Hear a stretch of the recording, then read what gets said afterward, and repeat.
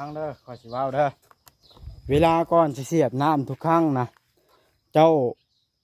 เบิ่งทรายก่อนมันบ่ทบจังเสียบโดยเจ้าฮู้อยู่บ่ข้อนี่ รู้ ถ้าเสียบทรายทบมันสิหลุดอยู่พื้นหลุดอยู่หัวใดโหมันสิลำบากฮู้อยู่เนาะอันมื้อนี้นะมีผู้บ่าวอยากมาหาแต่งอน มันเป็นอะไรยังไม่อยากให้มา ยังบ่อยากให้มา โดย ฮู้แล้วบ่ว่าเป็นไผนะ ยังยังบ่ แต่ว่าไผก็บ่ให้มาบ่ โดยเขายังไม่มา อ้าวพอเห็นบ่ลาวพาเพิ่นมาเปิดใจเหรอ คนยอก เพิ่นหยอกซื่อ โดย เออเพิ่นว่าคอยให้เบิ่งรูปแล้วเพิ่นว่ามื้อใดสิพาไปเพิ่นว่าบ่าวชื่อเพิ่นนะคำก้อน เจะเคยเห็นอยู่ป่ะ ไม่เคยเห็น บ่เคยเห็น โดย หัวลาวสีล้านๆแต่ว่ากูมื้อนี่ลาวโบราณล่ะได้เราใช้ผมปลอมก่อนลาวสิไปทางใดก็ได้มาอื่นเด้อสิพามาบุกเด้อ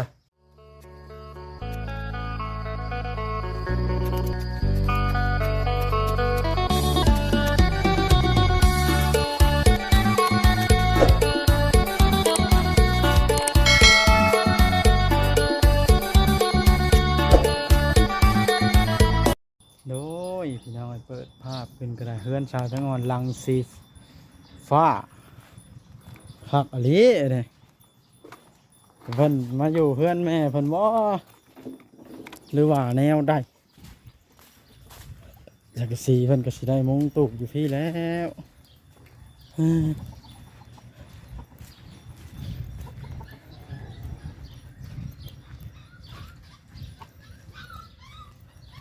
สำบายดี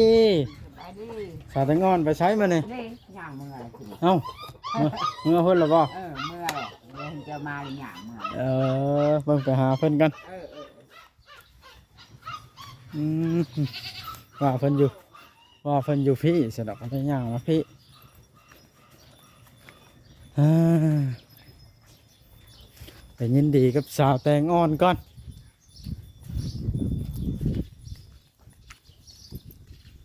น้องเอ้ย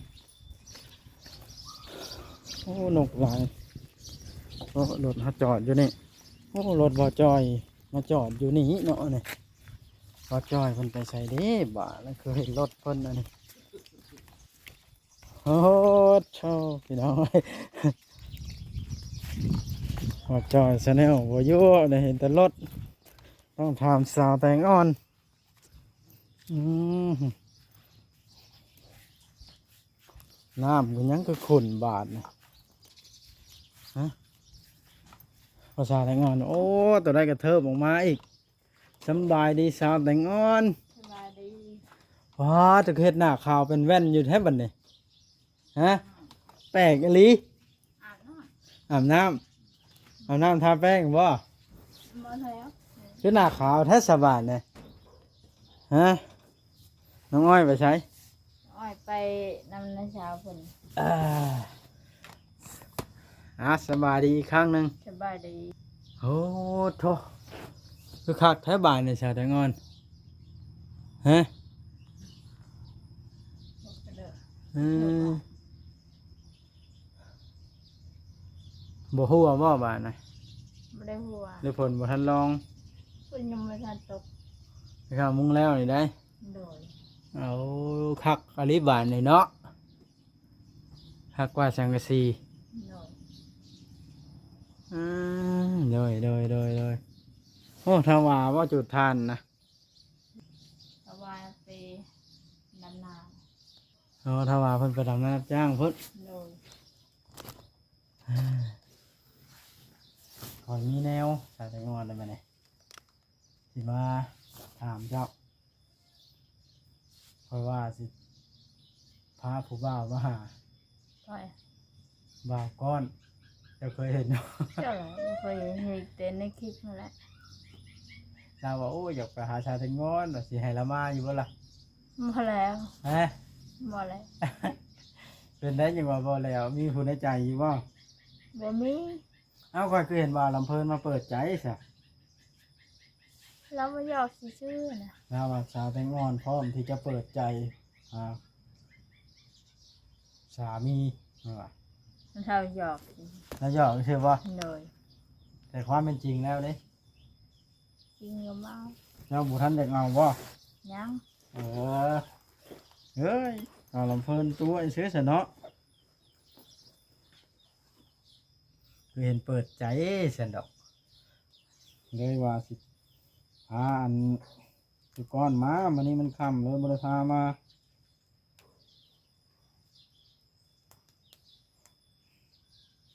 จะเห็นว่าตุก้อนนะ เห็นอยู่ในคลิป เห็นในคลิปให้นะ คลิปใครก็เห็นเอาลงอยู่ หล่อป่ะ พอแล้ว แล้วเขียวค่อยจะเป็นอันอื่นมานี่ไปหนาไปหนาจ้ะค่อยว่ามันบ่แล้วว่าไปถามชาวไตงอนก่อนว่ะ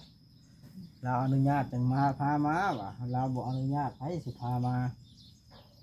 ตกลงว่าบ่ให้มาเนาะ ไม่มา แสดงว่ามีคนในใจแล้วจ้ะ บ่มีไม่ได้ดิ่ง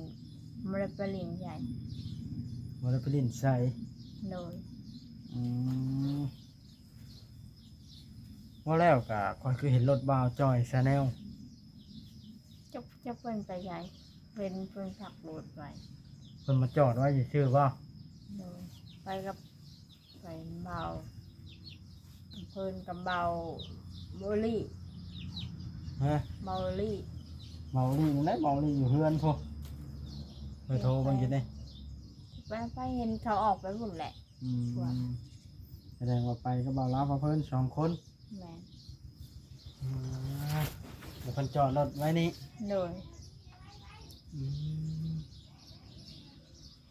ได้ชาแตงอ่อนได้ซีนบ่หวานนะ เลย มาจอยก็มาซื้อซีนมา2 โล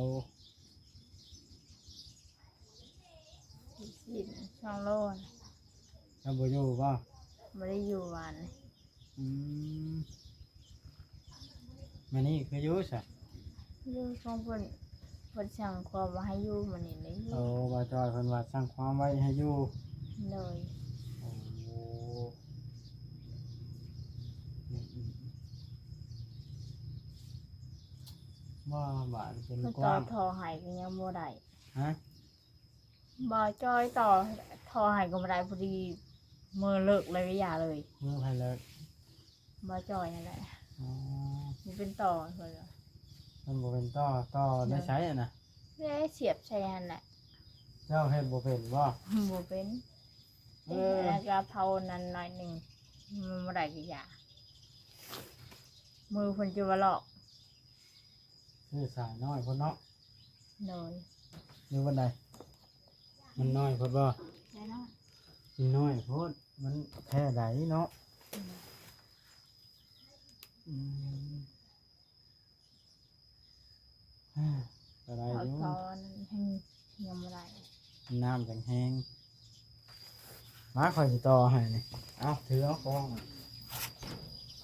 จะได้จะต่อบ่เป็นบ่จอย ยันเพิ่นมือเพิ่นก็ลอก ฮะ มือเพิ่นก็ลอกเลยปะเลย ดูเพิ่นลอกเพิ่นฟ้าเลย โดย สมก็เป็นบ่จอยชาแนลอีเนาะท่อกับบ่เป็นเนาะชาวไตงอน โดย ฮะ แล้วทอก็บ่เป็น ไปเฮ็ดบ่ได้จังหันรอบท่อ จักมือเพิ่นกำนั่นแหละ มันห่อนก็ไปกำเฮ็ดไปเฮ็ดมาหลุดลอกมาพุ่น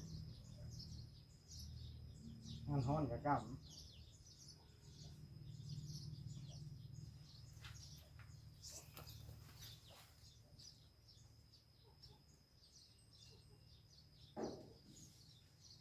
เริ่มก็ต่อมันน้อยแห้งโพดเนาะ โดยมันน้อยเพิ่นซื้อมาให้ ถ้ามันใหญ่ง่ายกว่านี้นี่ เฮ็ดเพิ่นออกไปซื้อมาให้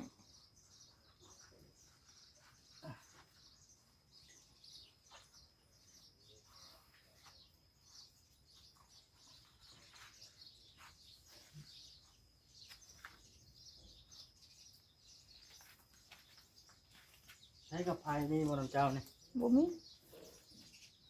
มันถูกยาก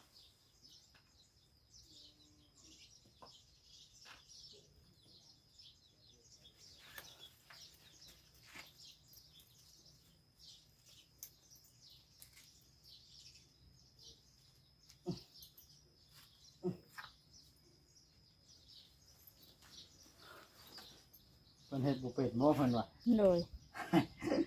บ้านจอยสแนลเราบ่ได้หัววะโอ้ย โอ้ย บ้านจอยเอ้ยบ่จอยชาติงอนเอ้ยได้คักอลิสหลังคาบ้านในพื้นที่เจ้าเขาดังอยู่พุ่นก็ได้เนาะ โดยยังฉุกยำแล้วกินดีใจ นะพี่สิบอกคือโคตรบ่าวจอยเนาะจบจอยพ่อชื่อกับหมูเป็นนักการงานผมก็เป็นบ่าวจอยอะไรเนาะ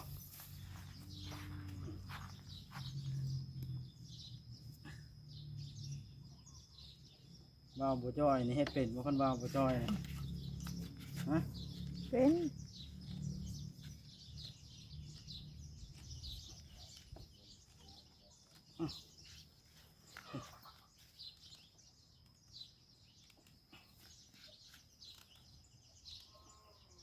ก่อนบ่ได้แม่นบ่าวจอยเด้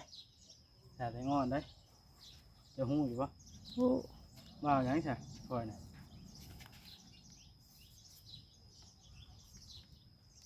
บ่าวจอยบ่ซื้อกับไม้ทายางนี่มัดไว้บ่ให้มันหลุดออก เพิ่นหันแล้วออกไปซื้อเช้านะ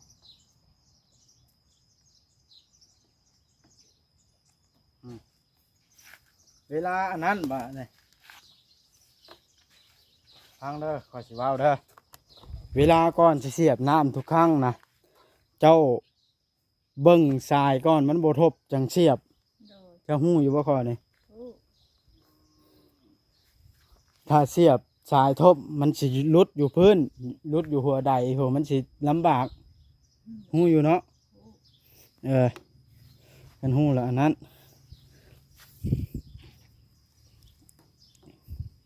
ดีกันฮู้แล้ว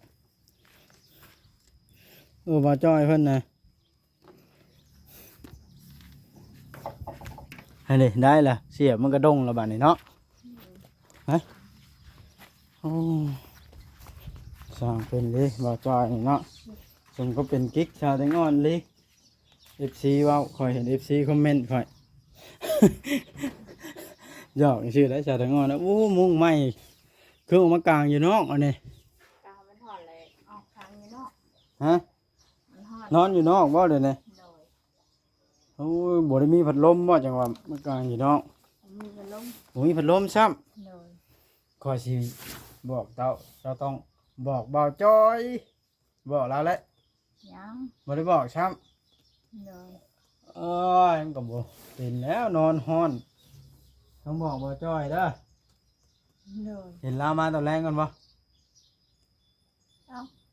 ฮะเจ้าสิบอกอยู่บ่บอกเบาจ้อยนะ บอก เออ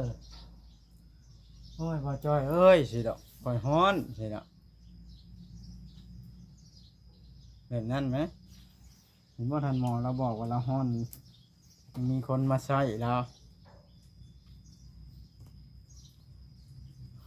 ามีคนมาหับใช้ได้ทันหมอ โดยเห็นอยู่ มาหนึ่งข้าวให้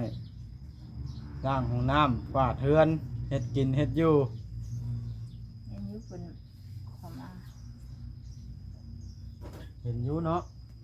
เห็น อืม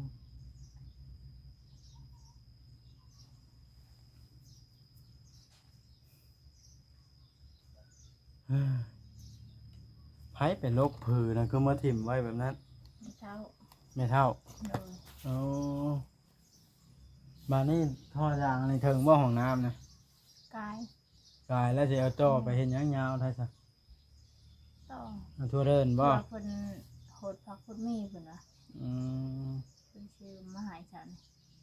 เพิ่นว่าชาวแมท โอ้ทั่วเบิดทีเป็นนี่เนาะ โดย เพิ่นมาหาเจ้าแล้วฟังเว้านี่มันนี่เนาะจังเห็นรถนี่ โดยมาแล้ว อืมเฮ็ดทั่วตะนางเรียบร้อยแล้วก็เอาให้ใกล้กันขี่ใส่เฮือนชาแตงอ่อนบุนี่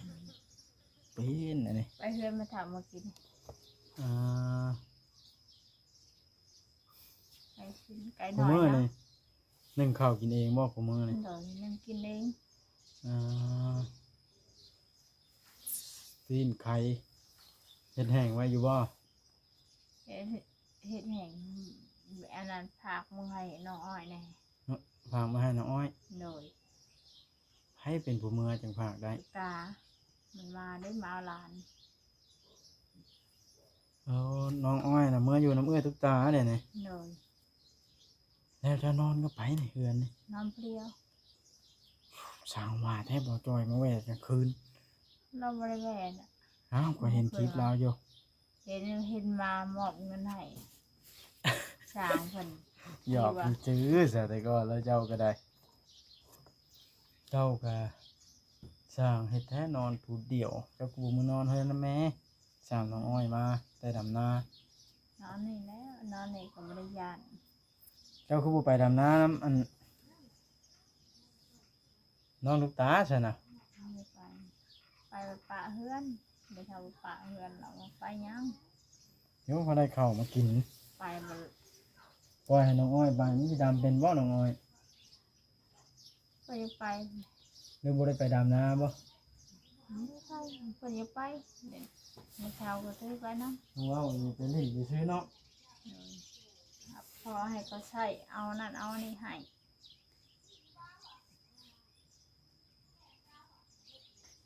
อืม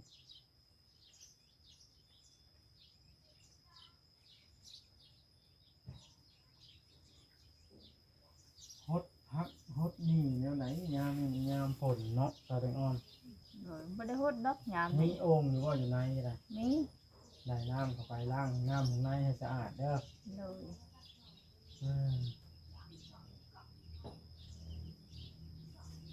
เครื่องครัวจะไว้อยู่ใช้เครื่องครัว ไม่ใช่ให้เพื่อนเฮ็ดในเงินเพื่อนไปจ้างให้เขาเฮ็ด อ๋อ เฮ็ดโต๊ะอันนี้วางฝาไว้ถ้วยไว้ห่วง เฮ็ดตู้นะบ่ เฮ็ดโต๊ะ อ้าวโต๊ะมันก็บ่คือตู้หรอกว่า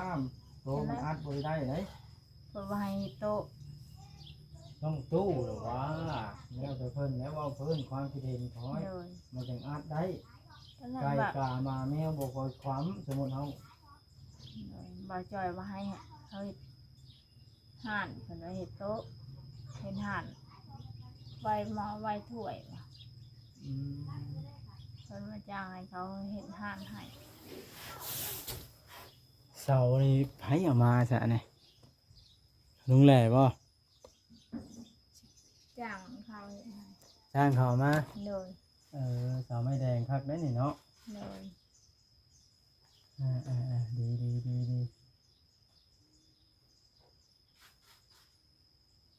คักอยู่เนาะ โดยลังทีตัวเก่า มุงตัวนี้ฮะเนาะ โดยเอาเป็นชื่อแนวมาติดดอกตัวเก่าอะ เดี๋ยวติดไว้บ่ให้มันหัวบ่ โดย ถ้ามุงแล้วนี่แต่ว่าฝนก็บ่ทันมานะ ยัง กว้างหลายบาทนี่เนาะเรือนกว้างหลายบาทนี่ซั่นสิอยู่เนาะ โดย สิได้แต่พอเราซ้อนเสียไปก่อนเนาะโอ้ยว่าสิแล่นเข้ามาหาบ่าวจ้อยเลยสิดอกว่าบ่าวจ้อยอยู่นี่เราบ่ทันได้อันมาแต่อัศพรซ้ำเนาะ โดยมีท่านมา เมื่อได้ฉันน้องอ้อยมา เจ้ายังไม่จัก ยังบ่จักซับ โดยเอาตาพามาแล้วบ่มาบ่มาชงมาเอาหลานเลยพามามันก็บ่มา เออ มันมาบัดยายอยู่เลยมันก็บ่มา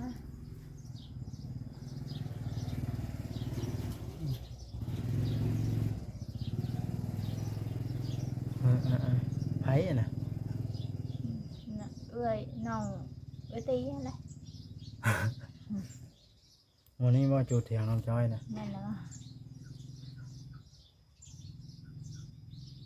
เบาลีก็เข้ามาหาแล้วหรือบ่มัน มาแล้วมัน ไผแน่ มาเพิ่น ว่าจ้อย โดย สามลายบ่ โดย ข้อเสือเจ้านี่ จ้าพับเข่าไปนั่นบ่ ก็ สู อาบ ตร น้ำวันนั้นหนุ่งยังไม่ได้ออก สูตรมันบ่หรือว่า ไม่ได้สูดแล้ว หนุ่งแล้วก็ยังไม่ได้แปรงหนุ่ง เออ ไปเลย มันไปทั่วบ้านให้แบบนี้บ่ ยังไม่ได้ไปหาทัวบาท อ๋อ หนุ่งแล้วไปเฮือนไม่ท เออเราต้องแปลงคอทุกอย่างแม่ ำ ใช่เชื่อเออจังใดก็ดีใจน้ำแต่ละงานเลยมานี่ก็ได้ มายินดีน้ำได้หลังคาใหม่ได้เฮือนกว้างระบาดเลยเนาะ โดย อืมจังใดก็สู้ๆต่อไปชีวิตเลี้ยงตั้งใจเลี้ยงลูกเลี้ยงเต้ากัน โดย เรื่องผู้บ่าวผู้แพ้ผู้บ่าวก้อนนี่ยังบ่ทันคิดเนาะ โดยยังไม่ได้คิดขึ้น